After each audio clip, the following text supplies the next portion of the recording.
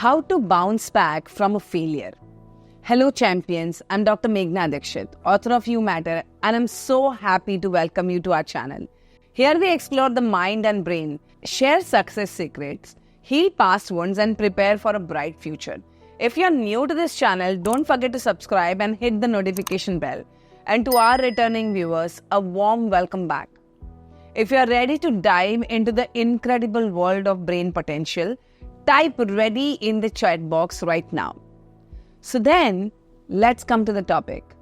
How to bounce back from a failure. 4th of July 1999 has gone down in Indian history as the Battle of Tiger Hill. The brave soldiers of 3 Indian regiments, Sikh, Grenadiers and Naga, engaged in a 12-hours-long battle in the middle of the night to recapture Tiger Hill point from the Pakistani troops of Northern Light Infantry. 26th of July is celebrated as the Kargil Vijay Diwas. This year, we commemorate 25 years of the Kargil War. The officers at the Kargil War Museum explain in detail the entire warfare and how our Indian soldiers fought the war. It was the most difficult war. Globally, it was the first war ever to be fought at an altitude of 5,000 plus meters. The weather conditions were terrible. The Pakistani troops were at a height our soldiers could not afford a daylight attack as it would have been suicidal. So most of these battles were fought in the night. There was risk of freezing to death apart from the danger of taking a direct bullet in your chest. As I was listening to the heroic feats of our soldiers, I was thinking that some of the soldiers were freshly commissioned officers, so young in age. The sheer grit, determination and resilience to move forward and achieve the target no matter what. This makes my heart swell with pride and gratitude. Is resilience taught or are you born with it? Do you have the ability to bounce back or can it be learned? The exact dictionary meaning of resilience is an ability to recover from or adjust easily to misfortune or change. March 2020, the year that changed everything for us humanity. The pandemic brought in huge disruptions. The impact of the pandemic has been humongous on our relationships, our health, our money, our life in totality. Many of us lost our loved ones, lost our businesses. I personally went through a 180 degrees transformation in my business. Some of us rode over the storm while some of us allowed the storm to ride through us. Today we are going to look at building that resilience which will enable us to ride over any storm that may lash through our lives. How do I build that resilience so that we can keep marching forward in spite of the risk of that bullet hitting us? So are you ready to know more? Type more in the chat box. At the onset, I want to say that resilience is like a muscle and can be built. There is a beautiful saying in Sanskrit, Pratikulate Shakti. That means strength through adversity. I want to share a small case study. This gentleman was suffering from alcohol addiction. He wanted to quit as he could see it affecting his life. When he came to me for a consultation, here is what I understood of his background. An only child, he was brought up with love and care, bordering on pampering. His parents handled everything for him. Even after he got married and had a kid of his own, the entire responsibility of the family was taken over by the parents. He was working with his father and given a salary which was his pocket money to be spent. All the expenses were taken care of by his parents. All of a sudden, his father got diagnosed with stage 4 cancer and within a month lost his life. Father had made mother the sole beneficiary of all the property. The mother, in order to safeguard herself, told her son that from now onwards, he has to bear the responsibility of the entire house, as he was the man of the house. This gentleman was not equipped as he had never taken any responsibility, even in the business. He did not know how to carry forward the business. He felt like a total failure, resulting in his alcohol addiction. Building resilience is a lifelong activity and not an overnight one. Research says that many factors come into play when building resilience. Our behavior, the environment that we have grown up in, our learnings acquired through the experiences we have had in our lives.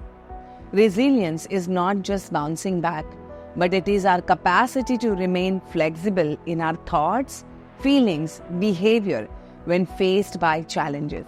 The end result is that we emerge stronger, wiser, and added capability. In March 2020, my offline business just ended overnight. I lost a lot of money. The entire year of 2020, I did not earn a single rupee. It was a very challenging time for me and my family. Those months taught me a lot. It taught me the way to adapt to situations, reinvent myself, be open to relearning, be open to receiving constructive feedback, and because of which I was able to come back strong and steady. Life will throw a curveball when we are least expecting. But there are some signs that shows us how resilient we can be. Sign number 1. Looking at a problem or the challenge from a different perspective. It's called reframing. Gaining a different perspective helps us to better cope. Sign number 2. Keeping your vibrations higher by releasing negative thoughts and feelings. Positive emotions helps us to come up with alternate strategies. Become more creative. It helps us to deepen the bond with fellow beings. Sign number 3. Engaging yourself into physical activities like volunteering at an animal shelter or as a caregiver for an elderly person. This reduces stress and boosts confidence. Sign number 4. Being open to sharing and caring with people going through similar challenges in life. Sign number 5. Making a list of all your strengths. This serves in keeping your focus, feeling more authentic. Sign number 6. Continuing to look at our long-term goals on a daily basis. We have understood what the simple science of resilience is. Now let's look at the different skills that we need to acquire to build resilience in life. Skill number 1. Breaking down the challenge and identifying potential solutions. We continue to look at a challenge in its totality.